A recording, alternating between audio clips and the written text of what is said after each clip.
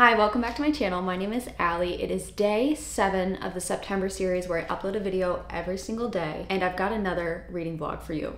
What a shock. I have finished work, and I've also finished Scary Stories for Young Foxes. I actually listened to the rest of this via audiobook while I was working, which is kind of ironic because I bought this so I wouldn't have to listen to the audiobook, but it was an enjoyable time. I really like this book. I talked about it a little bit yesterday. It's about a group of young foxes who are listening to scary stories, and so we get a little intro to these foxes, but the majority of the book are the stories that are being told to them. I don't want to give too much away because I was surprised by a lot of things, and if you pick it up, I want you to be surprised too. But there's a lot of, the first story was pretty traumatizing, but it's also my favorite because it was like vicious. They didn't hold back, and like, wow. I think the stories did get a little less, I guess, high stakes, and you would find out when you read the book why that is. But yeah, I had such a great time. Who knew that I would just be craving a children's book about animals being scared? That actually kind of sounds sad, and it was a sad book. I don't know what to rate it. If it stayed as vicious as the first couple stories, I probably would have given it a 5.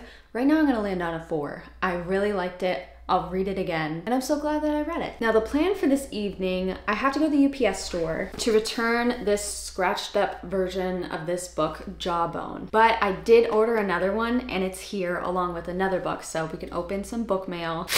I love that sound. I'm gonna keep this baby. Oh my. This page I landed on, I'm not gonna read any of it, but it's like one long paragraph that's a little intimidating. I kind of want to read the first sentence. Let's do it. She fluttered her eyes open, and in rushed all the shadows of the breaking day.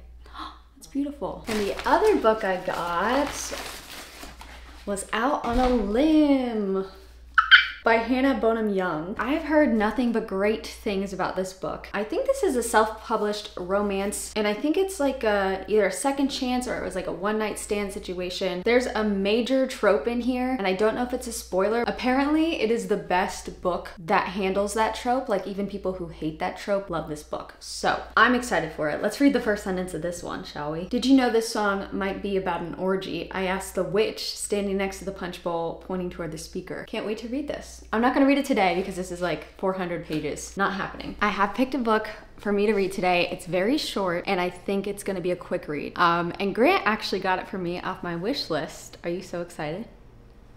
You have to say yes out loud so they can hear you and they don't think I'm weird and pretend that you're a human that I live with. You're not real. Yeah. Anyway, it's The Never King by Nikki St. Croix. I don't know what possessed me to put this on my wish list, but thank you, babe. This is a viral, dark romance, self-published book. It's very short. It is also a Peter Pan retelling, and I'm nervous because last month I tried this Peter Pan retelling, and I wasn't into it. But this one's so short, so I'm just gonna go in. In this version of events, the women in Wendy's line, I'm guessing the main character is gonna be Wendy, but the women in her family have all disappeared on their 18th birthday. It's the Never King and the Lost Boys that come for her. So it's like Peter Pan is the bad guy, and he steals women. I am wondering why that is. I hope it's a good reason. The Never King is a dark retelling of Peter and Wendy. If you like your enemies to lovers romance with hot, ruthless, morally gray love interests, you'll enjoy The Never King and the Lost Boys. You can expect hate kissing, I really don't know what that is, fighting, bickering, and touch her and I'll kill you vibes. So let's do this. I feel like morally gray love interests are a hit or a miss for me. I don't always get on with touch her and I'll kill you, but there are exceptions, so maybe this will be one of them. I feel like though, even if I don't love this book, it'll be fun to read. All right, first sentence is, I haven't attended a normal high school in over 2 years, but yet I find myself still hooking up with the star quarterback in the passenger seat of his SUV. How do you feel about that first sentence, babe? Cringe. Babe, that was perfect, thank you.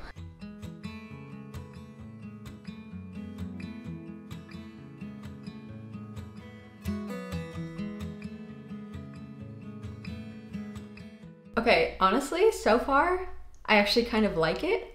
I'm technically a quarter of the way through, but I'm only like 45 pages in, which is crazy. But actually, I like everything about this so far. Who saw that coming? Not me.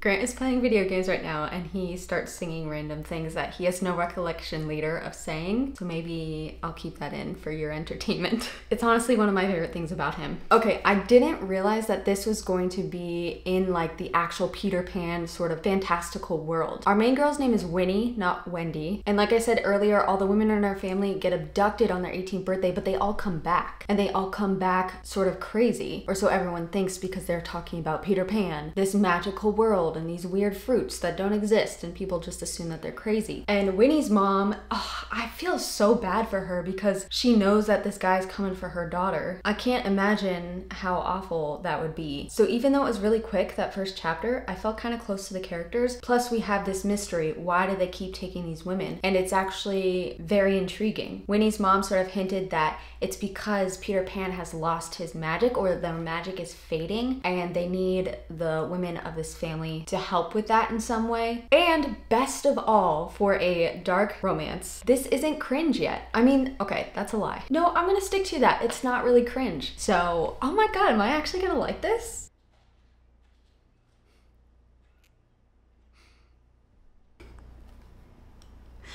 Why is it in romance books that when a main character like wets her lips, any guy around her will get an erection? They're grown men. What is happening?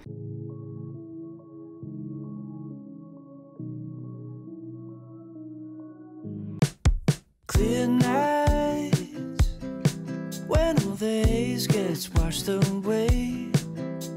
Smooth flights to Cabernet's Marvel escape. From the back to the front, from the ground, going up and it. Y'all, I opened my fortune cookie and there is nary a fortune in here.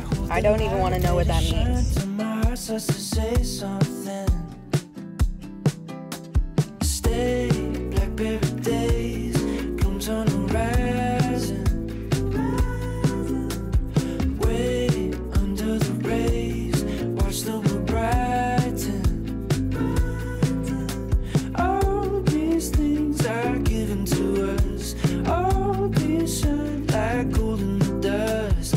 Stay, blackberry days, blooms on the horizon. Eyes up.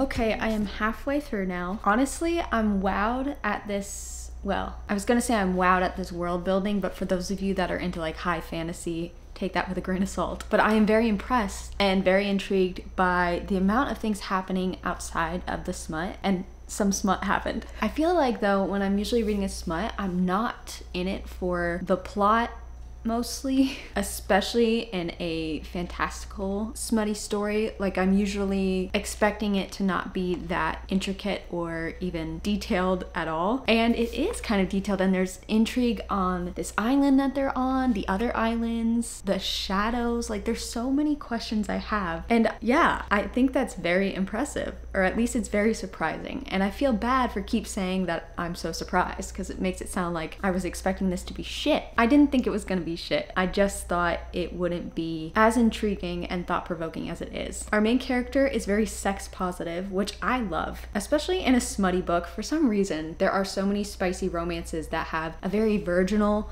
main character. And you know, I have nothing against virgins, I was one, but I hate in books when they really idolize virginity or like make it this huge thing, and the guy is like, oh my god, you've never let another man touch you, now you are worthy of my love, even though I am a man whore. I hate that. Like, it honestly bugs me. So seeing a main character who loves sex and refuses to be judged for it is very cool. I do like that. And I'm wondering if this is a why choose. Is that what it's called, where it's like reverse harem? I'm wondering. It's funny though that this is such a short book, but at the same time, I'm halfway through, and like I said before, I have so many questions and intrigues. I haven't gotten any answers. None. So if they don't start telling me some answers soon, I might start getting annoyed. From chapter 2, they keep saying that they have to break the darling, is what they call the women that they kidnap. And I am very curious as to what that process is, why it's needed, why they kidnap these girls. Like, tell me something, please. Honestly though, I kind of already want to read the rest of them. This is a success so far, and I couldn't be happier. Let's finish it. Wait, I forgot her name was Winnie Darling, and now all I can hear is Reese saying, hello, favorite darling. Was she kidnapped? Oh wait, is this fan fiction?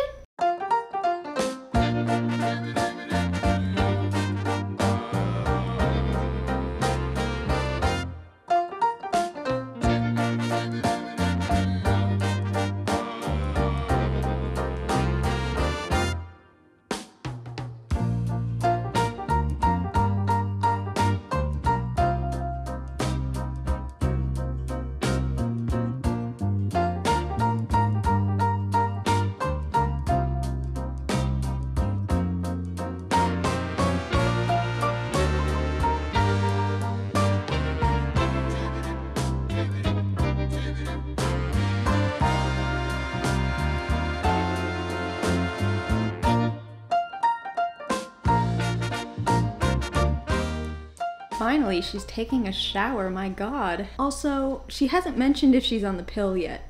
Like, I need to know this. Okay, I'm sorry, but her hair is shiny and soft after her shower. It makes me want to rub blood through it. That's a red flag. No, I'm not into that. Sorry. All right, y'all, I finished the book. It's so funny that I was talking about world building and then a lot of this book is just smut, okay?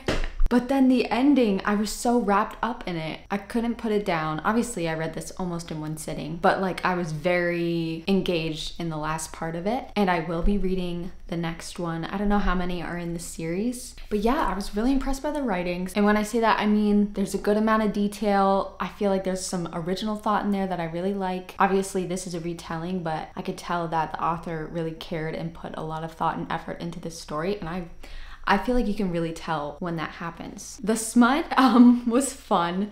It reminded me a little bit of Credence. It's funny because I'm a big fan of friends with benefits to lovers. And obviously that's not happening in here. There's mostly just benefits happening. But I will say that I don't really, at least for the long haul, like so much smut without some sort of emotional depth to it. Like I like it for a little while, but then I need something further to develop. So obviously there are more books in this series and this was such a small book, so you couldn't put it in there. But I can definitely see some things to come. Ew, that sounded a little perverted after I just read this. There was a good line that I underlined. It said, there's always something to glean from words, which ones, how they're said, if they're used as knives or balms. I love when books talk about the power of words. I don't know why that's such a thing I love, but I do. And then I got quite a scene after that. That was chapter 17. If you know, you know. All in all, I'm surprised how much I enjoyed this. I was super engaged. The smut wasn't everything for me. It wasn't really my type of smut. I don't even know how to get into detail with that without being gross, so I'm not gonna talk about it right now. But I do like, oh no, I guess that's kind of a spoiler. I like that this didn't follow your typical romance book. That's all I'm gonna say to that. Okay. It is now very late. I haven't edited any of this footage and I have to get up at 5:30 tomorrow. So I better go. I will see you tomorrow. Goodbye.